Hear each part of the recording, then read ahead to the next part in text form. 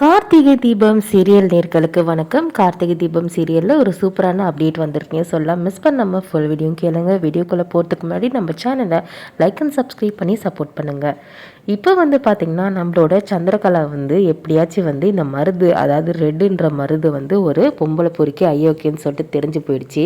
சந்திரகலா பார்த்திங்கன்னா சிவனாண்டிக்கிட்ட சொல்கிறாங்க, இப்போது இவளை கல்யாணம் பண்ணி வச்சுட்டா நம்ம அக்கா இப்படி ஒரு பொம்பளை பொறுக்கி மாப்பிள்ளையை கல்யாணம் பண்ணி வச்சுட்டான்னு சொல்லிட்டு அவமானத்தில் துடிச்சு போயிடுவா அப்படின்னு சொல்லிட்டு என்ன பண்ணுறாங்க, சந்திரகலா கூட சேர்ந்து சதி பண்ணுறாங்க. அதாச்சும் எப்படியாச்சும் இந்த கல்யாணத்தை நடத்தி அவனை தாலி கட்ட வச்சிடணும், அப்போ தான் நம்மளுக்கு நல்லது, எங்கள் அக்காவோட சாம்ராஜ்யம் அழிஞ்சிரும் அப்படின்ற மாதிரி ஒரு விஷயத்தை நடத்துறதுக்கு பிளான் பண்ணிகிட்ருக்காங்க. அதனால் பார்த்திங்கன்னா போலி சாமியாருங்கள்லாம் ஏற்பாடு பண்ணி என்ன பண்ணுறாங்க, நம்புகிற மாதிரி ஒரு விஷயத்த சொல்ல போகிறாங்க. அதாவது தாலி கட்டுற நேரம் பார்த்திங்கன்னா நாளைக்கு நல்ல நேரம் கிடையாது, உங்களுக்கு சாதகமாக அமையாது. அதனால் எனக்கு சிவனாண்டி சொல்கிறாரு, இந்த மாதிரி நீங்கள் தாலி நாளைக்கே போய் கட்ட வச்சுருங்க, அதுதான் நல்ல நேரம்னு சொல்லிட்டு நீங்கள் இப்படி சொல்கிறத அவங்க நம்புகிறாங்கன்னா அந்த அளவுக்கு நீங்கள் அவங்க மனசில் இடம் பிடிச்சி சாமியாருங்க அந்த அளவுக்கு இவங்க சத்தியவாந்த சாமியாருங்கன்னு சொல்லிட்டு நம்புகிற அளவுக்கு ஃபஸ்ட்டு இந்த ஊர் மக்கள்லேருந்து எல்லாரையும் நம்ப வைங்க. அதுக்கப்புறம் சாமுண்டீஸ்வரி கிட்ட இன்றைக்கி இந்த கல்யாணத்தை இப்பயே நடத்துங்க, நாளைக்கு இந்த கல்யாணம் நடந்தால் நல்லபடியாக நடக்காது, இன்றைக்கி நடத்தால் மட்டும்தான் இந்த கல்யாணம் நடக்கும் அப்படின்ற மாதிரி சொல்லி சாமுண்டீஸ்வரியோட மனசை மாற்றி அன்றைக்கி கல்யாணத்தை நடத்துகிற வரைக்கும் நீங்கள் நடிக்கணும் அப்படின்ற மாதிரி சொல்கிறாரு.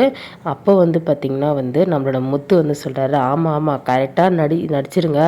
ஃபஸ்ட்டு அதை விட இன்னொரு விஷயம், நீங்கள் நாங்கள் அமிச்ச ஆளுன்றது துளி கூட தெரியாத அளவுக்கு நீங்கள் நடிக்கணும் அப்படின்ற மாதிரி சொல்கிறாங்க. ஒரு வேளை மாட்டிட்டா கூட எங்கள் பேரெல்லாம் சொல்லிடக்கூடாது அப்படின்ற மாதிரி சொல்கிறாங்க. அதெல்லாம் மாட்ட மாட்டாங்க அப்படின்ற மாதிரி நம்மளோட சிவனாண்டி நடுவில் பேசிகிட்டு இருக்காரு. அப்போ பார்த்திங்கன்னா சரிங்க சார், நீங்கள் சொன்ன மாதிரியே நடிக்கிறோம் சார், கவலையே படாதீங்க, நாங்கள் கரெக்டாக நடிச்சுட்டு எங்கள் வேலையை முடிக்கிறோம் அப்படின்ற மாதிரி சொல்கிறாங்க. சரின்னு சொல்லிட்டு என்ன பண்ணுறாங்க, சந்திரா நீ போயிட்டு வீட்டில் இவங்களை என்னென்ன பண்ணுறாங்கன்னு சொல்லிட்டு பாரு, ஏன் பாரு, இவங்க அங்கே இருப்பாங்க, இவங்க அவங்க இல்லாத போது எதனா ஒன்று உங்கள் சாமியாருங்க பேசுகிற மாதிரி எதனா உங்களுக்கு சைகை காமிச்சு சொன்னால் அதை புரிஞ்சு அதுபடி நடந்து வேலையை கச்சிதமாக முடிச்சுட்டு வாங்கன்னு சொல்லிட்டு சொல்லும்போது சரிங்க சார்ன்னு சொல்லிட்டு மீசை தாடி இதெல்லாம் ஒட்ட வச்சு பார்த்திங்கன்னா இப்போ சாமியார் ஊருக்குள்ளே முதல்ல அனுப்புகிறாங்க. அனுப்புனதுக்கப்புறம் நிறைய விஷயம் பேசி ஊர் மக்கள் எல்லாமே அவங்களோட விஷயத்தெல்லாம் தெரிகிற மாதிரி பண்ணுறாங்க. அதுக்கப்புறம் பார்த்திங்கன்னா சாமுண்டீஸ்வரி என்ன பண்ணுறாங்கன்னா நார்மலாக வீட்டில் உட்காந்துருக்காங்க சேரில். அப்போ சந்திரகலா அக்கா ஒரு சாமியாரை வந்திருக்காங்க, சக்தி வாய்ந்த சாமியாரா, ஊருக்குள்ளே எல்லாரும் பேசிகிட்டு இருக்காங்க, அவர் சொல்கிறது அப்படியே நடக்குதாம்மா அப்படின்னு சொல்லும்போது யார் அது, அவங்கள போய் பார்க்கலாமா, நீ சும்மா இருக்கா, நானே போயிட்டு அவங்கக்கிட்ட எங்கள் வீட்டுக்கு கல்யாணம் நடக்க போகுது, நானே போய் கூட்டிகிட்டு வரேன் அப்படின்ற மாதிரி சொல்கிறாங்க. சரின்னு சொல்லிட்டு உள்ளே கூட்டிகிட்டு வராங்க. அப்போ நிறைய விஷயம் பேசிகிட்டு இருக்காங்க. அந்த நேரத்தில் நம்மளோட சாமுண்டீஸ்வரி சரி நீங்கள் இந்த மாதிரி கல்யாணம் வச்சுருக்க, நீங்கள் ஆசீர்வாதம் பண்ணுறதில்ல, என் பொண்ணோட வாழ்க்கையும் கல்யாணம் நல்லபடியாக நடக்கணும் அப்படின்னு சொல்லிட்டு இருக்கும்போது அப்போ பார்த்திங்கன்னா நம்மளோட சாமுண்டீஸ்வரி முன்னாடியே சந்திரகலா சாமுண்டீஸ்வரி கிட்ட இந்த மாதிரி பிளான் படி அவங்க என்ன சொல்கிறாங்கன்னா, அவங்களே சத்தியவந்த சாமியார் என்ன சொல்கிறாங்கன்னா, நாளைக்கு கல்யாணம் வச்சா வேலைக்கே ஆகாது, நாளைக்கு கல்யாணம் நிற்கிறதுக்கு கூட வாய்ப்பு இருக்குது, ஒரு வேளை தவறுச்சுன்னா வேணால் நீங்கள் வச்சுக்கலாம், ஆனால் இப்பயே அந்த கார்த்திக்கு தெரியாத நம்ம கல்யாணம் வச்சுருவோங்க. அதை பற்றி நான் கேட்கும்போது ஆமாம் அவங்க அருள் வாக்கு மாதிரி சொல்கிறாங்க, நாளைக்கு நீங்கள் கல்யாணம் வச்சா தாலி கட்ட முடியாது, இன்றைக்கி வச்சா மட்டும்தான் தாலி கட்ட முடியும், அதனால் கல்யாணத்தை நீங்கள் இப்பயே நடத்துங்க அப்படின்ற மாதிரி சொல்கிறாங்க. அப்போ நம்மளோட சாமுண்டீஸ்வரி யோசிக்கிறாங்க, என்ன சந்திரா இப்படி சொல்கிற, நாளைக்கு தானே நமக்கு பத்திரிக்கைலாம் அடித்து எல்லாருக்கும் ஊரெல்லாம் கொடுத்துருக்கோம், நீ இன்றைக்கி நடத்தணும்னு சொல்கிற அப்படின்னு சொல்லும்போது அக்கா அதெல்லாம் கரெக்டு தான்க்கா, நீ சொல்கிறதுலாம் தப்பு கிடையாது, ஆனால் அந்த கார்த்திக்கு தெரியும், ஊர் மக்கள் எல்லாருக்கும் தெரியும், உனக்கே தெரியும், நம்மளை தவிர நம்ம வீட்டில் எதிரியாக தான் இருக்காங்க. அப்படி இருக்கும்போது நீ இந்த கல்யாணத்தை வந்து நாளைக்கு நடத்துகிறேன்னு சொன்னால் அப்போ அவன் வந்து ஏதாச்சும் ஒன்று பண்ணி நிறுத்தினா என்ன பண்ணுறது அப்படின்னு சொல்லும்போது, நம்ம பொறுத்த வரைக்கும் ரேவதிக்காக தான் இந்த பொய்யை சொல்லி நீ நடித்த, அவன் வந்து ஒத்துக்கிட்டு இந்த கல்யாணத்துக்கு சரின்னு சொன்னான். ஆனால் வந்து நம்மளை பொறுத்த வரைக்கும் இந்த கல்யாணம் வந்து எப்போ எப்படி நடந்தாலும் பரவாயில்ல, ஆனால் நடக்கணும். நாளைக்கு நடக்காமல் இன்றைக்கி நடக்க போகுது, அதில் என்னக்கா இருக்குது அப்படின்னு சொல்லிட்டு சொல்லும்போது, கரெக்டாக சொல்கிற சந்திரா, சரி விடு, நீ சொல்கிறதையே பார்த்து நம்ம பண்ணிடலாம். நீ சொல்கிற மாதிரி அந்த கார்த்தி நாளைக்கு வந்து ஏதாச்சும் ஒன்று பண்ணி கூட வந்து ரேவதி ஒத்துக்கிட்டாலும் அவன் ஏதாச்சும் பண்ணி இந்த கல்யாணத்தை நிப்பாட்டிடுவான். அதனால் இன்றைக்கே பண்ணிவிடுவோம். குருஜி என்ன சொன்னார் அப்படின்னு சொல்லிட்டு சாமியாரை வந்து கேட்குறாங்க. அப்போ வந்து பார்த்திங்கன்னா அவரும் வந்து நாளைக்கு அவரே சொல்கிறாரு, நாளைக்கு நடந்தால் இந்த கல்யாணம் நடக்காது, இன்றைக்கே வந்து நடக்க பாருங்க அப்படின்ற மாதிரி தான் சொல்கிறாரு. சரி, ஓகே, நம்ம வந்து என்ன பண்ணலாம், சந்திரகலா வந்து இந்த போலீஸ் சாமியாருங்க என்ன தான் பண்ணுறானுங்கன்னு தெரியலன்னு சொல்லிட்டு உக்காந்துட்டு இருப்பாங்க. வந்து பார்த்திங்கன்னா சாமுண்டீஸ்வரி வந்து என்ன பண்ணுறாங்கன்னா வந்து சொல்கிறாங்க, ரேவதி எல்லாரும் வந்து கூட எல்லாரும் இருக்காங்க, அவங்க வீட்டில் இருக்கவங்க எல்லாருக்கிட்ட வந்து இந்த கல்யாணம் எப்படியோ வந்து நாளைக்கு நடக்க போகுது, அதனால் என்ன இன்றைக்கி நாளைக்கு கட்ட போகிற தாலியே மாப்பிள்ளை இன்றைக்கே கட்டட்டும் அப்படின்னு சொல்லும் போது ரேவதிக்கு ஷாக் ஆகுது.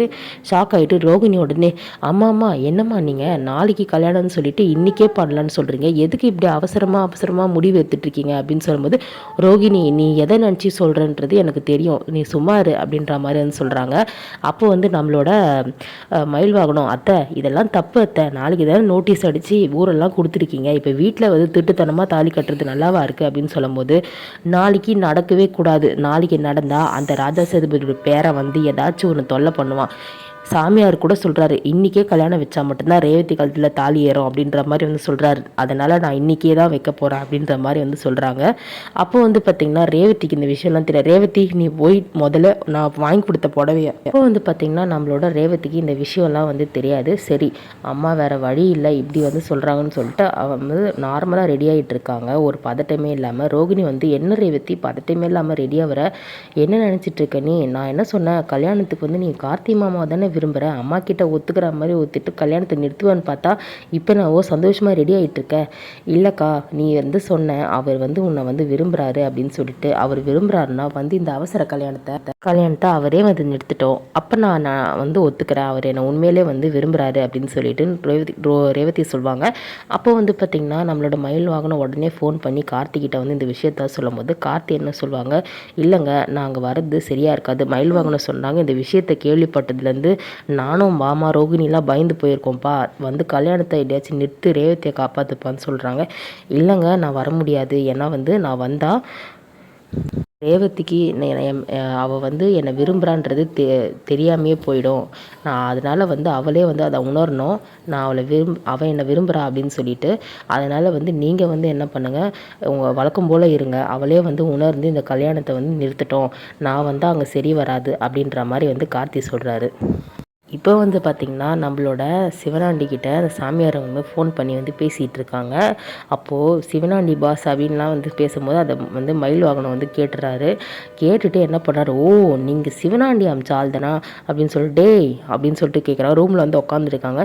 என்னடா நீங்கள் வந்து போலீஸ் சாமியாருங்களா, ஓ அந்த சிவனாண்டி தான் இங்கே அமிச்சானா குடும்பத்தில் குழப்பம் உண்டு பண்ணுறதுக்கு அப்படின்ற மாதிரி வந்து சொல்லும்போது, இப்போ வந்து மயில்வானந்துக்கிட்ட அந்த சாமியாருங்க, சார் சொல்லிடாதீங்க சார், சாமுண்டீஸ்வரி கிட்ட மேடம் கிட்ட மாட்டினா அவ்வளோதான் சார், தெரியாமல் அவங்கக்கிட்ட தெரிஞ்சு போச்சு அப்படின்னு சொல்லும் போது, அப்போது வந்து பார்த்திங்கன்னா குட்ரா ஃபோனுன்னு சொல்லிட்டு, அப்போது டேய் அப்படின்னு சொல்லிட்டு கேட்கும்போது, நீ தானா என்ன ஏதோ ஒரு கல்யாணத்தில் எதனா ஒரு குழப்பத்தை உண்டு பண்ணி எதனா ஒன்று பண்ணலான்னு சொல்லிட்டு குடும்பத்தில் இருக்க ஆளுங்களை வந்து வெறுப்பேற்றிட்டு இருக்கியா, எதுக்கு இந்த சாமியாரில் ஏதோ நோக்கம் ஒருத்தோட தான் நீ அமைச்சிருக்க அப்படின்னு சொல்லிட்டு நம்மளோட மயில் வாகனம் வந்து கேட்டுட்ருக்காரு. அப்போ வந்து சிவனாண்டி பதில் சொல்லான்னு இருக்கும்போது, உடனே இதை அத்தைக்கிட்ட சொல்கிறேன்னு சொல்லிட்டு, உங்களுக்குலாம் எதுக்கு மரியாதை, நீங்கள்லாம் என்ன உண்மையான சாமியாரா என்ன, இதை தெரியாமல் அத்தை வேறு லூஸு மாதிரி உங்கள் காலெல்லாம் விழுங்கன்னு சொல்லிட்டு ரேவதியெல்லாம் காலில் விழ வைக்கிறாரு அப்படின்னு சொல்லி, இப்போதைக்கு நம்மளோட மயில் வாகனம் என்ன பண்ணுறாரு, சாமியாருங்களை அடித்து ஓட விடுறாரு. அந்த டைமில் கரெக்டாக வந்து மணமேடல் நிற்கும் போது அதிர்ச்சியாக வந்து நம்மளோட